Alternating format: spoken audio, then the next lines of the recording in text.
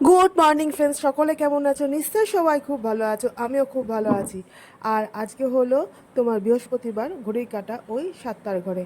দেখো সকালবেলায় উঠেছি, অনেক সকালে উঠেছি, উঠে সব বাসি কাজ সেরে ভাবলাম যে ভাদ্র মাস তো পড়েই গেছে, ভাবলাম যে পর্দাগুলো কাচা হয়নি অনেক দিন, তাই একটা একটা করে পর্দা কেচে নিলে ভালোই হয়। তাই এই দেখো, এই পর্দাটা মানে এই জানলায় দুখানা পর্দা থাকে, মানে দুটো জানলা এটা।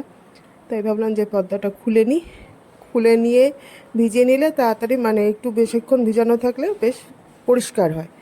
তা দেখো দুখানা পর্দাই নিয়ে নিয়েছি, নিয়ে যাই হোক ভিজিয়ে টিজিয়ে রেখে এসে আবার রান্নার দিকে ঢুকতে হবে, কারণ বেলা হয়ে যাচ্ছে, আবার এইদিকে কর্তা বেরোবে।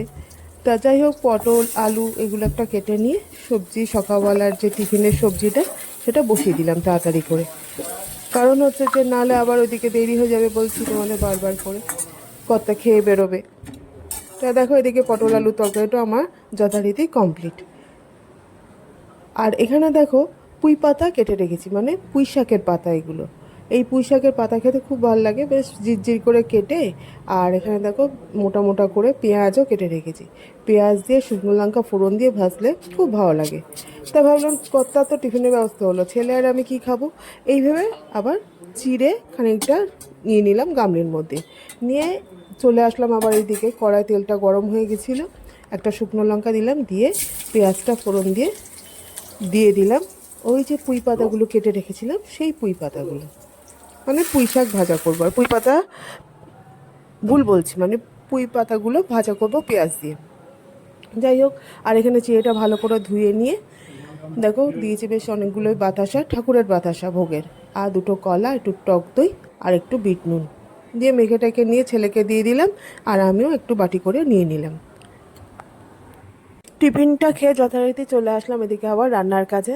আর এখানে দেখো, মানে এগুলো হচ্ছে মিনি চাংস, মিনি চাংসের তরকারি করব সয়াবিনের।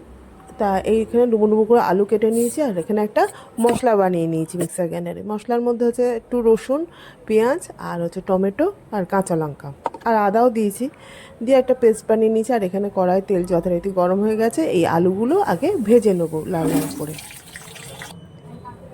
তো দেখো এখানে আমার মিনি চাংস যেটা সয়াবিনটা, সেটা আমার বেশ ভালো করে কষানো হয়ে গেছে। কষিয়ে টষিয়ে নিয়ে আমার এদিকে মিনি চাংসের তরকারি রেডি, মানে সয়াবিনের তরকারি আমার রেডি। যাই হোক তরকারি করে টরে ওইদিকে কাজ সব কমপ্লিট করে, রান্নার সব কাজ কমপ্লিট করে চলে আসলাম স্নান করে পুজো দিতে। যেহেতু বৃহস্পতিবার, পুজোতে বসতেই হবে। তা পুজোতে দেখো আজকে মা লক্ষ্মীনারায়ণের সব পরিষ্কার টরিষ্কার করেছি। যাই হোক, আর এখানে ভোলানাথকেও ভালো করে স্নান টান করিয়ে ঘি মধু মাখিয়ে চলে আসলাম দুপুরের লাঞ্চের জায়গায়। তারপর লাঞ্চের সব ভাত টাত সবার বেড়ে নিয়ে এদিকে তোকে এদিকে পুঁই শাক ভাজাটা, মানে পুঁই পাতা ভাজাটা পেঁয়াজ দিয়ে, আর ওদিকে মাছের ঝোল দেখলেই আগে, আর এটা হচ্ছে একটা তরকারি আর চাটনি, আর এখানে আছে সেই মিনি চাংসের তরকারি। তা চলো, এই হলো মিনি চাংসের তরকারিটা, কিন্তু যথারীতি রাত্রের জন্য। তাহলে চলো, এই হলো দুপুরের লাঞ্চের মেনু। তাহলে আজ এই পর্যন্তই, সবাই খুব ভালো থেকো, সুস্থ থেকো, আমার পাশে থেকো, টাটা।